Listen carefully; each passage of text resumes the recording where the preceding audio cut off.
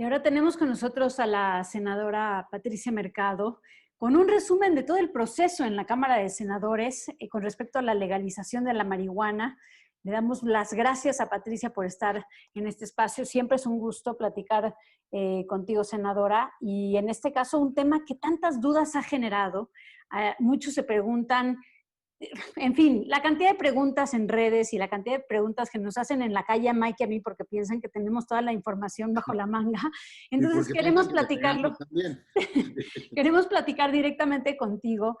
Cuéntanos sobre este proceso, pues un proceso largo. Por ejemplo, van a haber tiendas de cannabis, se va a poder fumar en la calle, cuántas plantas se puede tener en casa. Así que bueno, primero muchísimas gracias, Patricia. Y ahora sí, si quieres, empezamos. Muchas gracias a ustedes, Ilana, Miguel Ángel. A ver, entramos a un proceso, y creo que eso es lo que me parece muy importante, que entramos a un proceso de regulación. O sea, vamos dejando la visión punitiva y vamos entrando en un camino de regulación que legaliza y en otro, pues nada más regula, ¿no? Esto empezó, creo que no ahora, empezó en el 2017 cuando se legaliza el uso terapéutico de la marihuana en una reforma constitucional que ahora, ¿no? Hay una reforma, perdón, a la Ley General de Salud y al Código Federal Penal y que no tenemos reglamento. O sea, si tú me preguntas qué ha pasado, o sea, ¿cómo es posible que desde el 2017, que ya tenemos el derecho y el reconocimiento, estamos en 2020 y nadie pueda acceder al uso medicinal porque no hay un reglamento que tiene que sacar la Secretaría de Salud a través de su comisión, que es la COFEPRIS? Entonces, tanto el gobierno de Peña Nieto como ahora el gobierno de Andrés Manuel López Obrador, ninguno de los dos ha podido, o sea, poder ponernos en la mesa ese reglamento. Pero ahí empezó. Y ahora, después de que la Corte dijo, a ver, no se puede prohibir el uso adulto del cannabis, marihuana, porque eso viola el libre desarrollo de la personalidad. Cuando la Corte dijo eso y le dijo al Congreso, tú, a ver, haz las reformas pertinentes porque esto no es constitucional, es anticonstitucional. Entonces, bueno, pues empezó un proceso que le dieron la Corte 180 días al Congreso, pasaron 180 días, ya pasaron otra vez 180 días y tenemos el límite el 15 de diciembre para poder decir cómo, de qué manera las personas van a poder gozar de este derecho al libre desarrollo de la personalidad con respecto a digamos, al uso personal adulto de la marihuana. Y para esto, entonces, lo que pasó en el Senado después de veras, o sea, después de, pues hay como múltiples posiciones, hay diversidad de posiciones adentro de todas las fracciones parlamentarias, no es, ¿no? Una sí, una no. Creo que Movimiento Ciudadano es la única que de manera unánime votamos o sea, que realmente planteamos que había que despenalizar la planta en primer lugar, sacar al cannabis de la lista de sustancias prohibidas de la Ley General de Salud y de la lista del Código Penal, o sea, sacarlo completamente y regularlo en el Código de Salud, porque pues finalmente, digamos, es más una problemática, un asunto de salud que tenga que ver con policías y ladrones, ¿no? Entonces, pero en general hay mucha diversidad de posiciones. Ahora, ¿qué es lo que pasó? Bueno, pues entramos en una regulación. Yo decía, dejamos atrás esta visión punitiva y entramos a una regulación. Se permitían 5 gramos, hoy se permiten 28 gramos, que más o menos son 9, 10 cigarrillos, digamos, de marihuana que puede tener una persona, un poco menos que una cajetilla de cigarros que trae como 20, creo, pero finalmente eso se legaliza, se hace una ley federal de esta regulación, se crea un instituto un instituto un Instituto Nacional de Regulación que en 6 meses tendrá que estar constituido a partir de la publicación, o sea, a partir después del 15 de diciembre. tendrá que estar constituido para empezar a dar licencias para cultivar, para sembrar, para distribuir, para transformar, para comercializar. Y cada, digamos, en los transitorios, pues hay como días, ¿no? O sea, 60 para esto, 180 para esto, para... todavía vamos a tardar, ¿qué te diré? Como un año más o menos para poder decir, ya está un instituto formado para poder dar licencias, tanto para cannabis cáñamo, digamos, para el uso industrial que no es, y agroindustrial que no tiene sustancia psicoactiva, como para el uso adulto, pero ya a partir de que se publique, una de las cosas que se había puesto, que era que los consumidores tenían que registrarse y registrar sus plantas y todo eso, afortunadamente, eso sí, salió de la legislación. Entonces, bueno, pues a partir de la siguiente día de la publicación podrá haber autocultivo, 6 y hasta 8 plantas en un domicilio, organizaciones colectivas hasta 20 integrantes, 4 plantas cada persona, digamos, eso sí se podrá hacer. Las reglas del cigarro, o sea, es decir, no se puede fumar en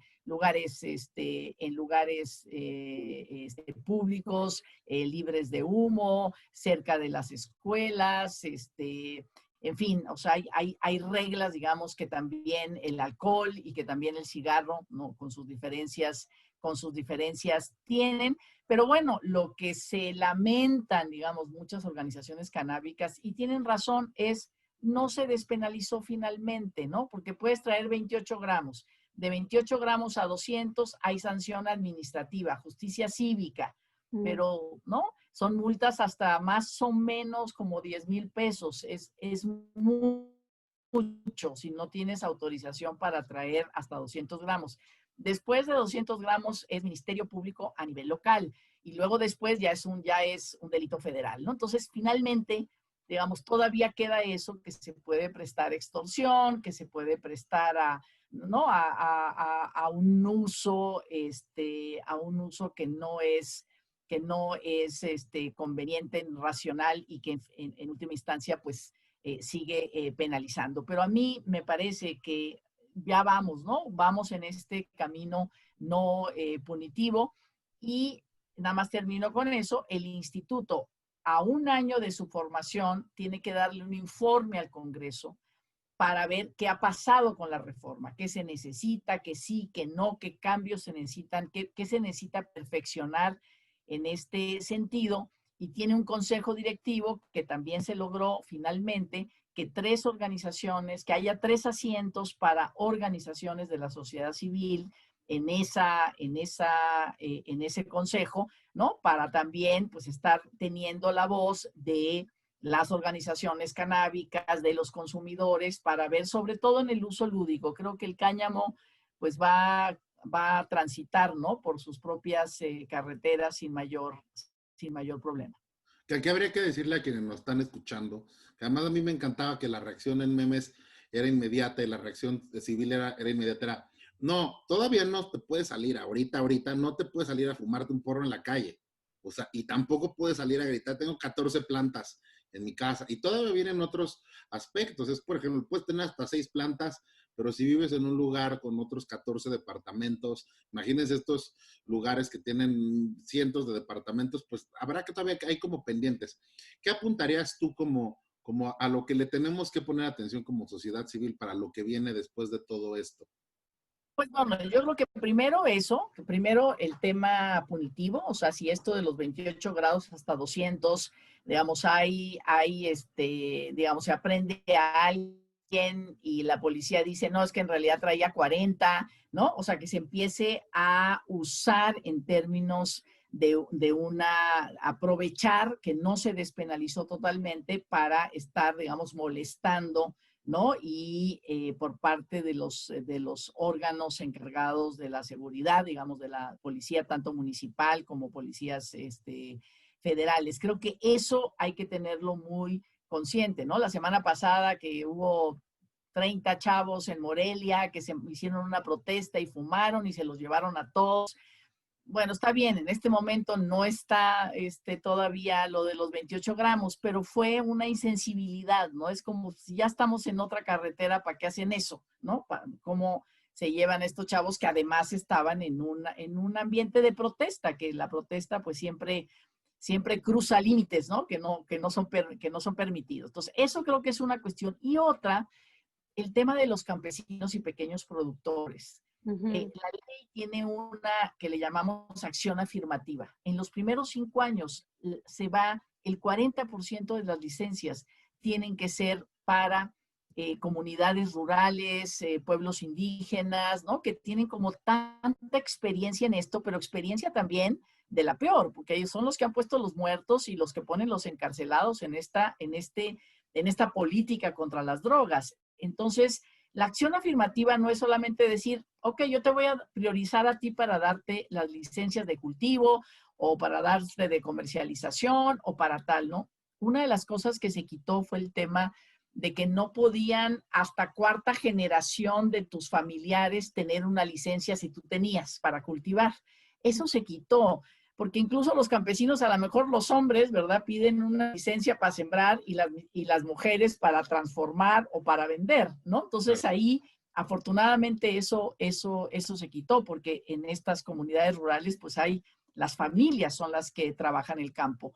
Entonces, lo que tenemos que cuidar es que no se diga, ay, pues no están viniendo, ¿no? No vienen los campesinos, no vienen los grupos indígenas a pedir licencias. No, bueno, pues es que el Estado tiene que hacer acciones para llegar a esas comunidades, para incentivar que lo crean, o sea, que crean que es de verdad, ¿no? Para que si necesitan capital de inversión, pues tengan la manera de conseguir ese capital de inversión con la Secretaría de Bienestar o la de Agricultura.